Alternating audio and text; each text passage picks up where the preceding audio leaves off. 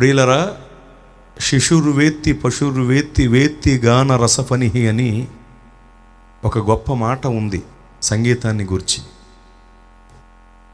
సంగీతానికి శిశువులు, పశువులు, పాములు, ప్రాణులు స్పందిస్తాయని దీని యొక్క ముఖ్య అర్థం.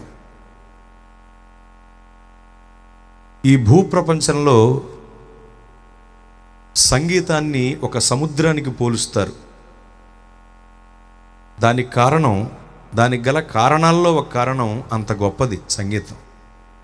అందున సువార్త సంగీతం ఇంకా గొప్పది. సంగీతం 100% గొప్పది, సువార్త సంగీతం 1,000,000% గొప్పది. అలాంటి సువార్త సంగీత గాన పరిచర్యలో ముందుకు కొనసాగుతున్న ఎంతోమంది పరిచారకులు ఈ సభలో ఉన్నారు. వారందరికీ నిండైనటువంటి శుభాభివందనాలు నేను తెలియజేస్తూ ఉన్నాను.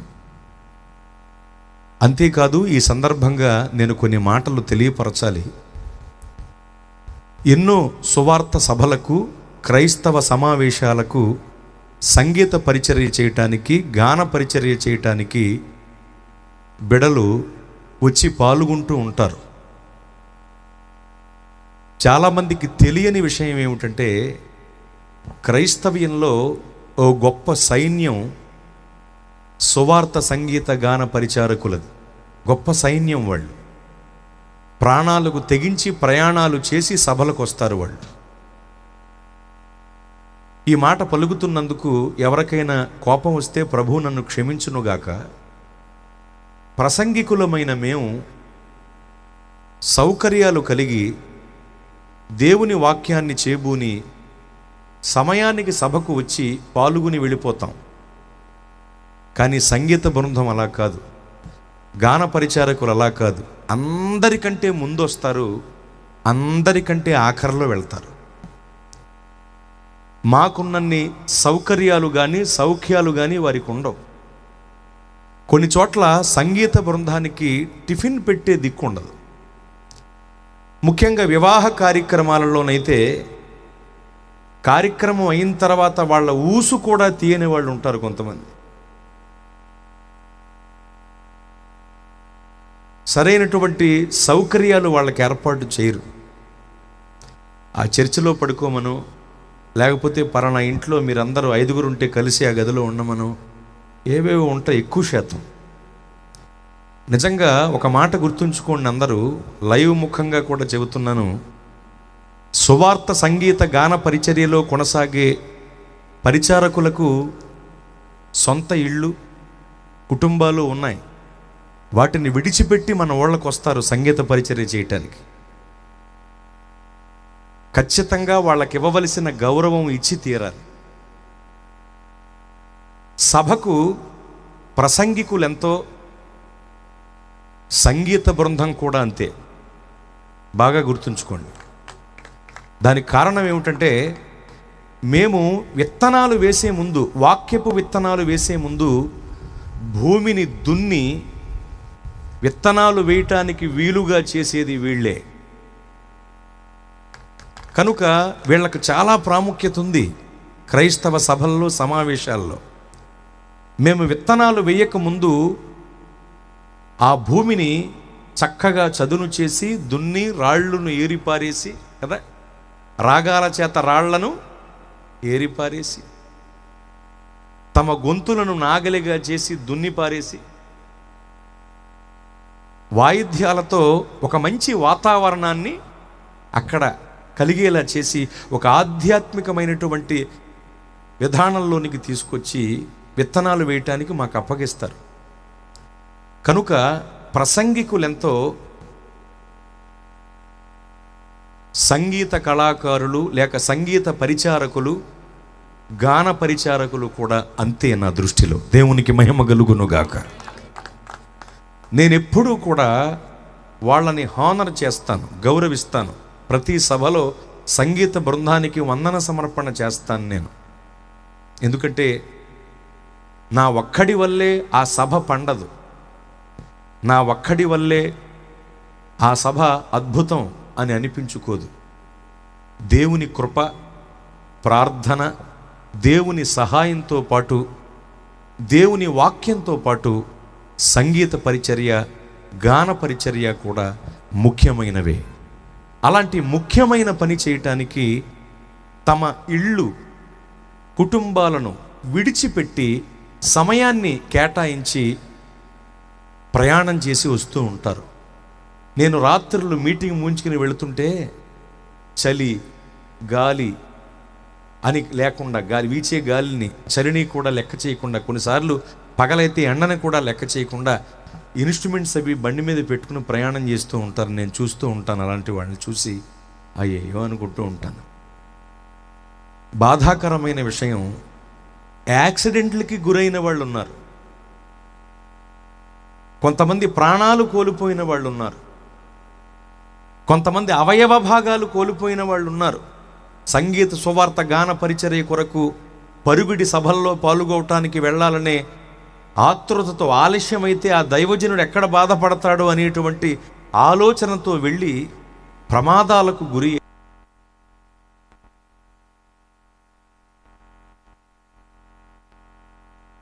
ఉన్నారు. వాళ్లను సైన్యం అనకుండా ఇక ఏమనాలి? గొప్ప సంగీత సువార్త గానం చేసే సైన్యం వీళ్ళు. దేవునికి మహిమ కలుగునుగాక. కనుక నేను చెబుతున్నాను ఈ రోజున, వీళ్ళల్లో మనం ఒక దావీదు గారిని, ఒక ఆసాపు గారిని మనం చూడవచ్చు.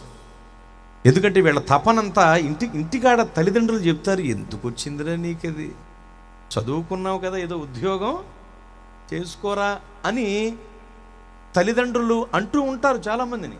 అయినా లేదు, నేను వెళ్ళాలి, దేవుని కొరకు నేను పాడాలి, దేవుని కొరకు నేను వాయిద్యాన్ని వాయించాలి అంటూ ముందుకెళ్ళిపోతూ ఉంటారండి. మీకు తెలుసా, ఈ ఆర్టిస్టుల్లో కూర్చుంటే పోషించే తల్లిదండ్రులు కూడా ఉన్నారు.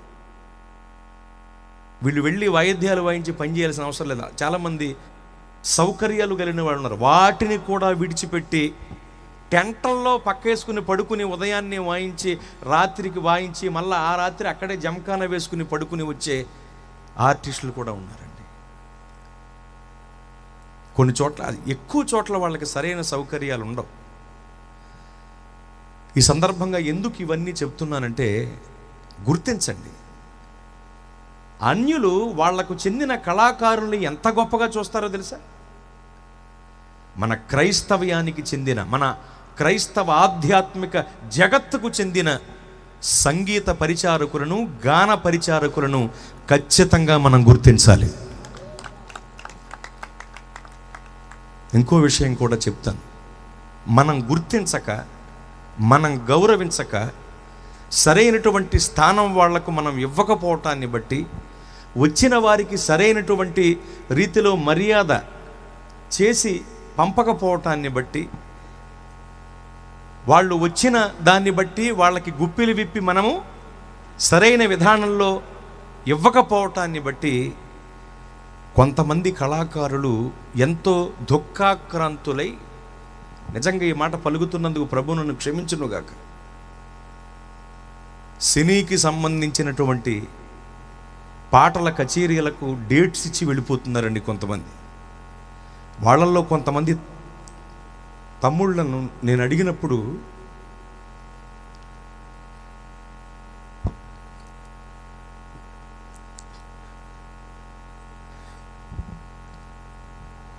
వాళ్ళు చెప్పిన మాట ఏంటంటే, లేదన్నా అసలు మాకు ఇవ్వాల్సిన గౌరవం కూడా ఇవ్వట్లేదన్నా సభలకు పిలిచి అని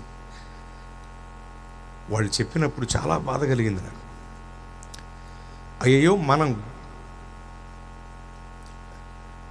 మనం గుర్తించవలసినట్టుగా గుర్తించకపోవటాన్ని బట్టే కదా కొంతమంది తమ్ముళ్ళు ఇలాంటి నిర్ణయాలు తీసుకుంటున్నారని గుండె కోతకు గురైన సందర్భాలు ఎన్నో ఉన్నాయి నా జీవితంలో.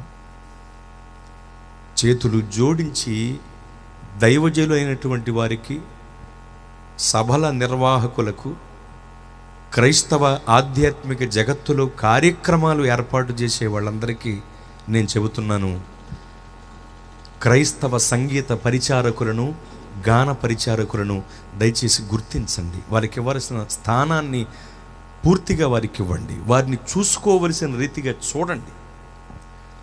వాళ్ళని గౌరవించండి.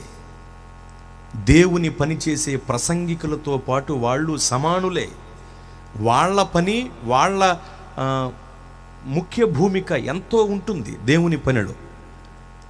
కనుక వారికి ఇవ్వవలసినటువంటి సముచితమైన స్థానాన్ని మనం ఇవ్వగలిగితే ఇంకా ఎంతోమంది సంగీత పరిచారకులు, గాన పరిచారకులు క్రైస్తవయుల్లోనికి వస్తారు, స్తుతిస్తారు.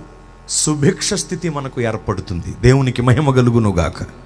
కనుక ఈ విషయాన్ని దయచేసి ప్రతి ఒక్కరూ గుర్తించాలని మరొక్కసారి హార్ట్ఫుల్గా ఇక్కడికి వచ్చిన ఆర్టిస్టులందరికీ కూడా ప్రభువు నామంలో ప్రత్యేకమైనటువంటి వందనములు నేను అందరికీ తెలియజేస్తూ ఉన్నాను. దేవుడు వీరిని దీవించాలి. దావీదు గారు సంగీత విద్వాంసుడిగా ఉంటూ కీర్తనల రచయితగా ఉంటూ పాటలు పాడుతూ ప్రభువుని స్తుతిస్తూ అలా ముందుకు వెళ్ళి ఒక రోజున రాజయ్యాడు. ఆ తర్వాత దైవజనుడిగా అతడు పిలువబడ్డాడు.